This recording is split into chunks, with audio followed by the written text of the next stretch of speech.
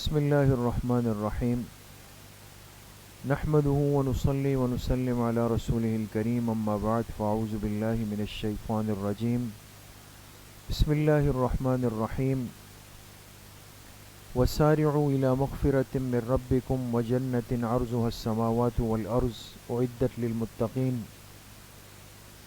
وقال رسول الله صلى الله عليه وسلم بادروا بالأعمال الصالحة ستكون فتن كقطع الليل المظلم صدق الله وصدق رسوله النبي الكريم اللهم صل على سيدنا ومولانا محمد وعلى آل سيدنا ومولانا محمد وبارك وسلم۔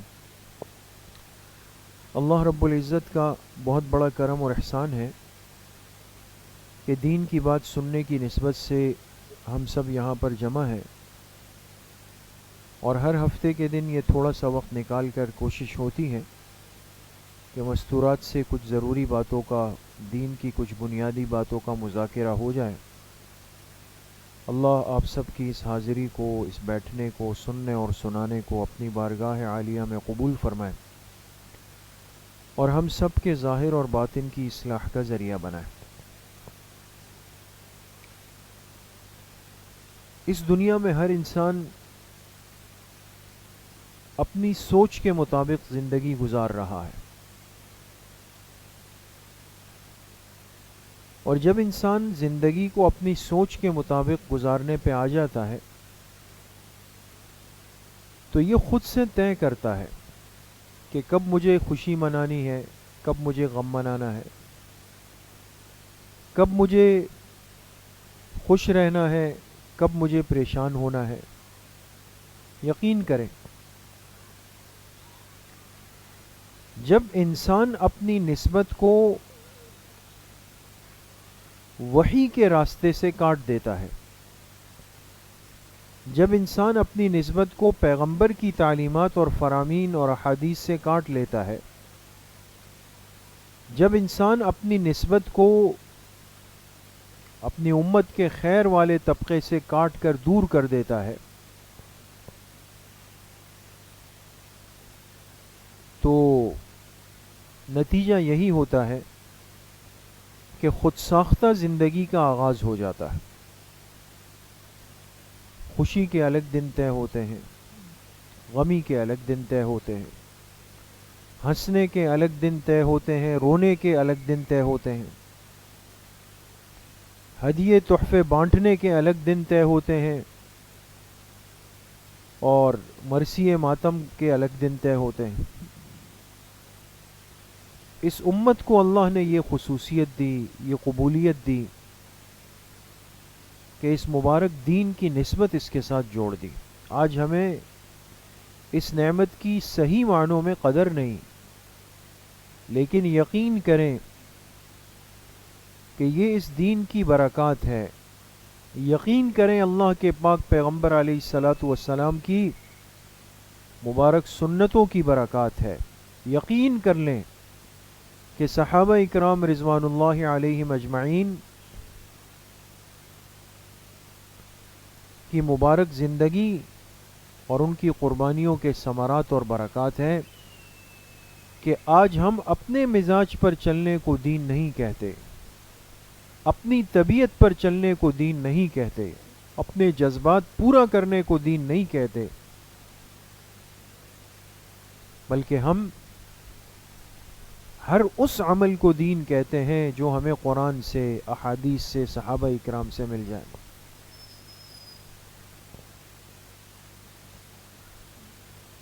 لیکن افسوس ہمارے ماحول میں، ہمارے معاشرے میں ہم دن بدن دیکھتے ہیں ایسی عجیب و غریب چیزیں سامنے آنا شروع ہو گئی۔ ہم اغیار کے، ہم باطل کے، ہم اللہ کے باغیوں اور نافرمانوں کے طور طریقوں کو اپنے لیے عزت کا معیار بنا رہے۔ ابھی 25 دسمبر گزرا، آج 28 ہے، تو آپ نے سنا اور ہر سال یہ ہوتا ہے کہ کرسمس ڈے ہے. کرسمس ڈے یہ عیسائیوں کا، کرسچنز کا ایک تہوار ہے، یا ان کی عید کہہ دیں. تو ہمارے ہاں جو عیسائی برادری ہے، کرسچن برادری ہے، بڑی تعداد میں ہے. ان کے ہاں ایک مذہبی تصور ہے کہ 25 دسمبر یہ حضرت عیسیٰ علیہ الصلاۃ والسلام کی یوم ولادت ہے،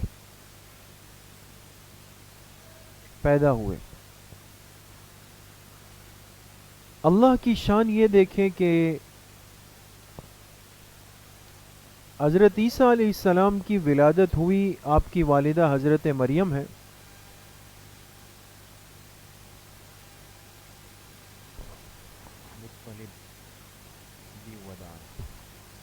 حضرت عیسیٰ علیہ السلام کی ولادت ہوئی تو آپ کی والدہ حضرت مریم ہے. اور فلسطین میں ایک مقام ہے جس کو بیت اللحم کہتے ہیں. جیسے بیت المقدس ہے، مسجد اقصیٰ ہمارا قبلہ اول ہے، جس پر اس وقت یہود کا، اسرائیل کا قبضہ ہے، اللہ ان کو نیست و نابود فرمائے، اور ہمارے ان فلسطین کے قبلہ اول کے مظلوم مسلمانوں کی اللہ مدد و نصرت فرمائے. تو بیت المقدس کے قریب ایک جگہ ہے جو عیسائی دنیا کے لیے، کرسچن دنیا کے لیے سب سے مبارک ترین جگہ، جیسے ہمارے اور آپ کے لیے خانہ کعبہ ہے، وہ بیت اللحم ہے. وہ جگہ جہاں حضرت عیسیٰ علیہ الصلاۃ والسلام کی ولادت ہوئی. یہ کہتے ہیں کہ یہ دسمبر کا مہینہ تھا، 25 دسمبر تھا. یہ بات کرنے کے بعد ان کے پاس اس کی کوئی شرعی، کوئی مضبوط، کوئی مستند دلیل نہیں ہے. خیر، وہ ان کی ایک زندگی ہے، وہ جس کو عید کہیں، جس کو غم کہیں، جس کو خوشی کہیں، ان کا ایک نظام زندگی ہے، ہمیں اس سے کوئی سروکار نہیں ہونا چاہیے. لیکن میں آپ سے ایک بات، دلیل کی عرض، نکتے کی عرض کرنا چاہتا ہوں. ہمارے اکابرین علماء بزرگوں میں ایک شخصیت گزری، حضرت مولانا شمس الحق افغانی رحمۃ اللہ علیہ، بڑے صاحب علم انسان تھے. حضرت نے لکھا کہ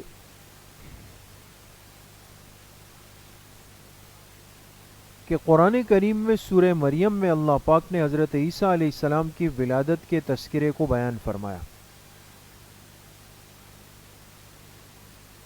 تو وہاں پر یہ تعبیر ہے، وَهُزِّي إِلَيْكِ بِجِذْعِ النَّخْلَةِ تُسَاقِطْ عَلَيْكِ رُطَبًا جَنِيًّا فَكُلِي وَاشْرَبِي وَقَرِّي عَيْنًا. اب میں آپ سے تھوڑا سا عرض کروں. جب عیسیٰ علیہ السلام کی ولادت کا وقت آیا، یہ ایک تکلیف کا وقت ہوتا ہے، وضع حمل کا. اللہ نے حضرت مریم کو حکم دیا کہ آپ جائیں اور اس کھجور کے درخت کے تنے کے ساتھ ٹیک لگا لیں تاکہ آپ کو تھوڑا سکون ہو جائے، اور تنے کو ہلائیں تاکہ آپ پہ کھجوریں گر جائیں. اور آپ کے نیچے ہم نے ٹھنڈے پانی کا ایک چشمہ جاری کر دیا ہے، اس سے پانی پئیں. اب غور کیجئے گا، کچھ چیزیں عقل سے سمجھ میں آتی ہیں. قرآن کریم دو چیزوں کا حکم دے رہا ہے، کھجوریں گریں گی وہ آپ کھائیں، اور ٹھنڈا پانی ہے نیچے اس کے چشمے کا پانی پئیں. ٹھیک ہے نا؟ ان حضرات کا دعویٰ ہے، عیسائی برادری کا، کہ حضرت عیسیٰ علیہ السلام کب پیدا ہوئے؟ 25 دسمبر کو. اب آپ بتائیں کہ دسمبر کے مہینے میں سردی ہے یا گرمی ہے؟ جی، سخت سردی ہے. اور ہماری سردی تو کچھ بھی نہیں ہے. جو سیریا ملک شام ہے، وہاں کی جو سردی ہے تو وہ ہم تھوڑے دن وہاں گزار کے آئے ہیں، ہمیں اس کا اندازہ ہے کہ انسان پہ کیا گزرتی ہے. اب سردی کے موسم میں آپ بتائیں کہ کیا کوئی ٹھنڈا پانی پیتا ہے؟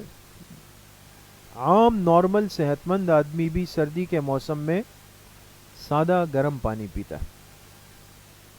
اللہ کی ذات جو احکم الحاکمین ہے، کیا وہ اس تکلیف میں مبتلا عورت حضرت مریم کو یہ حکم دے کہ آپ یہ ٹھنڈے پانی کا چشمہ ہے، اس کا پانی پیے، اور موسم بھی خوب ٹھنڈا ہو، دونوں باتوں میں کیسے جوڑ ہو سکتا؟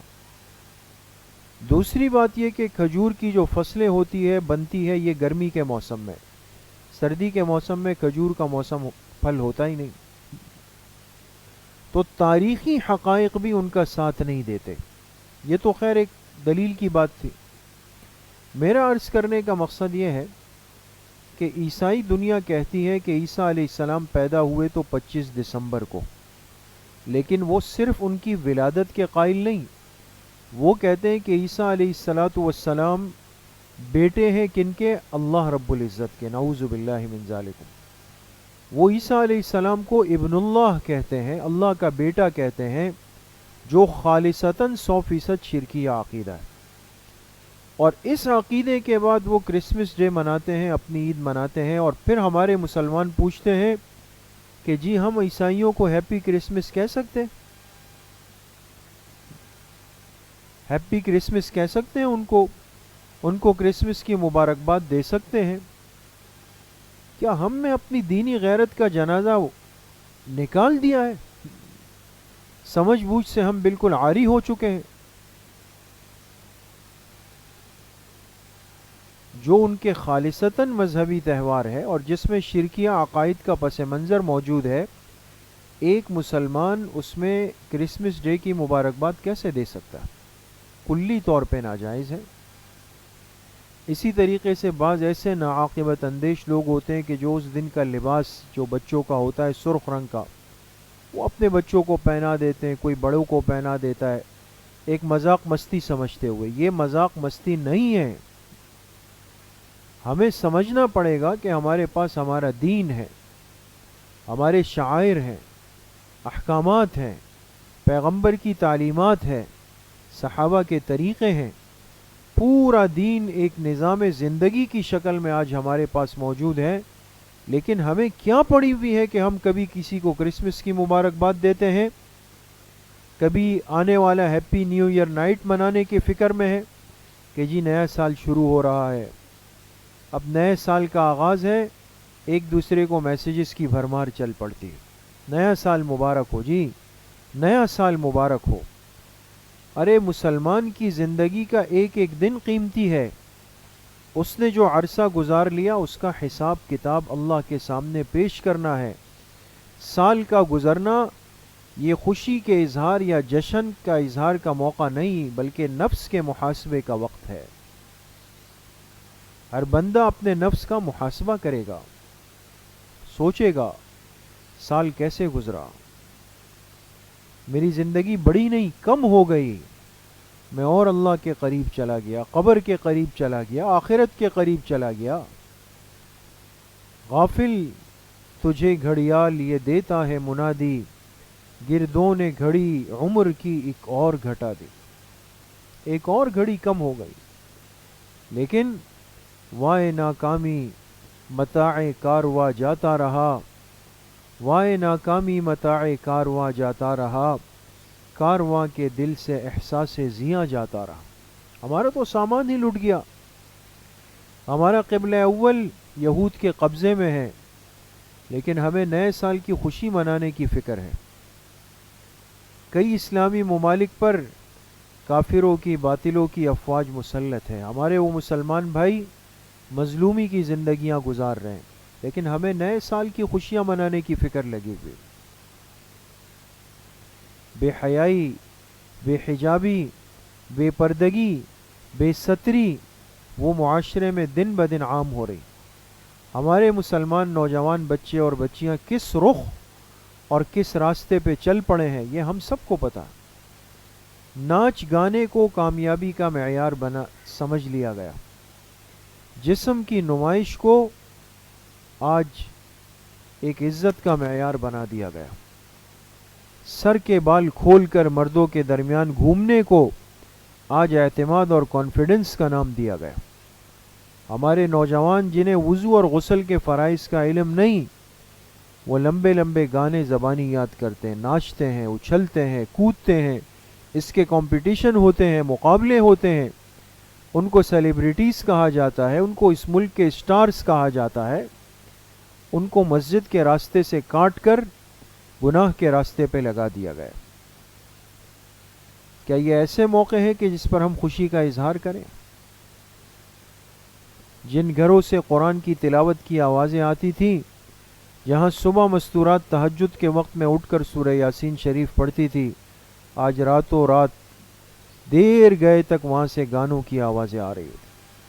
حد ہو چکی ہے، حد ہو چکی ہے۔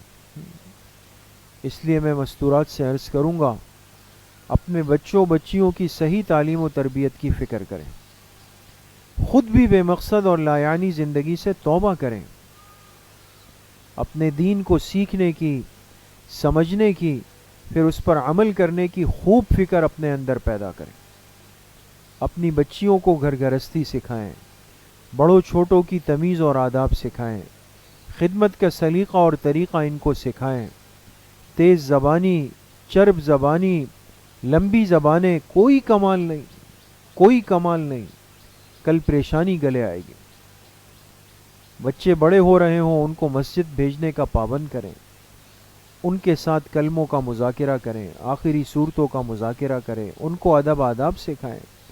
ابھی چند دن قبل خلیفہ اول، خلیفہ بلا فصل، اس امت کے سب سے پہلے مسلمان حضرت ابوبکر صدیق رضی اللہ عنہ کا دن گزرا ہے، یوم وفات گزرا ہے۔ آپ بتائیں ہم میں سے کتنے مسلمانوں کو ان کی زندگی کی معلومات ہے؟ کتنوں کو پتہ چلا کہ ان کا دن آیا اور گزر گیا 22 جمادی الثانیہ کو؟ ہمارے ماحول میں ان ہستیوں کے تذکرے عام ہو جائیں، ان کے نام زندہ ہو جائیں، ان کی قربانیاں زندہ ہو جائیں، ان سے محبت اور عقیدت ہمارے دلوں کے اندر پیدا ہو جائیں۔ اصل کام کی باتیں یہ ہے، کرنے کے کام یہ ہے، ہم غلط روٹ اور غلط راستے پہ چل پڑیں۔ تو اس لیے ایک اور سال ہماری زندگی کا کم ہونے جا رہا ہے۔ ہم میں سے ہر ایک نے یہ فکر کرنی ہے کہ ہم اپنے سابقہ سال کا محاسبہ کریں، کتنا ہم اللہ کے قریب ہوئے، کتنا دور ہوئے، آنے والے سال کی کیا فکر ہے، کیسے زندگی گزارنی ہے۔ کتنے لوگ ہم میں ایسے تھے جو پچھلے سال تھے، آج نہیں ہیں۔ کتنی مستورات ایسی تھی جو یہاں مجلس میں آتی تھی، آج نہیں ہے، اپنی قبروں میں۔ پتہ نہیں ہمارا کب جانے کا وقت آئے گا، ہم بھی چلے جائیں گے۔ کلمے کے ساتھ، ایمان کے ساتھ، اللہ کی رضامندی کے ساتھ دنیا سے جانا ہو، یہ سب سے بڑی کامیابی ہے۔ اس کی فکر آج ہم اپنے اندر پیدا کریں۔ اللہ کریم مجھے بھی آپ سب کو صحیح عمل کی توفیق نصیب فرمائے۔ وآخر دعوانا ان الحمد للہ رب العالمین۔ الحمد للہ رب العالمین، والصلاة والسلام علی سید الانبیاء والمرسلین، سیدنا و مولانا محمد وآلہ وصحبہ اجمعین۔ اللہم انا نسألک علما نافعا ورزقا واسعا وشفاء من کل داء۔ اللہم انفعنا بما علمتنا وعلمنا ما ينفعنا وزدنا علما۔ اللہم احسن عاقبتنا فی الامور كلها واجرنا من خزي الدنيا وعذاب الآخرة۔ وصلی اللہ وسلم علی نبینا محمد وآلہ وصحبہ اجمعین برحمتک یا رب۔ السلام علیکم۔ کل انشاءاللہ مغرب کی نماز کے بعد جو مقامات مقدسہ کی مجلس ہوتی ہے، انشاءاللہ وہ حسب ترتیب ہوگی مغرب کی نماز کے بعد۔